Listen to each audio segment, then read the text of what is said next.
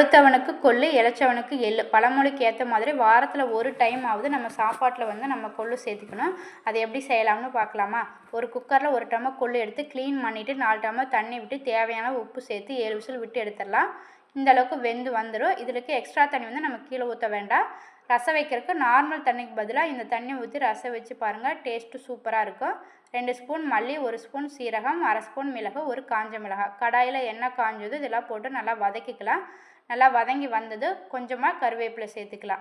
கருவேப்பிலை சேர்த்துட்டு 1 நிமிஷம் போல் வதக்கிட்டு அது கூடவே 15 சின்ன வெங்காயம், 7 பூண்டு சேர்த்து வதக்கிக்கலாம். 1 நிமிஷம் வதக்கிட்டு இப்போ இதுக்கு தேவையான அளவு கொஞ்சமாக உப்பு சேர்த்துக்கலாம். அது கூடவே ஒரு தக்காளி கட் பண்ணி சேர்த்துக்கலாம். எல்லாம் நல்லா வதங்கி வரட்டு. ஒரு சின்ன நெல்லிக்காய் சைஸ் புளி சேர்த்துட்டு வதக்கி விட்டுட்டு வேக வச்சுக்கிற கொள்ளு கூட மிக்ஸ் பண்ணி 1 நிமிஷம் கொதிக்க விட்டுட்டு அடுப்பு ஆஃப் பண்ணிடுங்க. ஆறுனதும் மிக்ஸி ஜாரில் மாற்றி கொரகொரப்பாக அரைச்சி எடுத்துக்குங்க.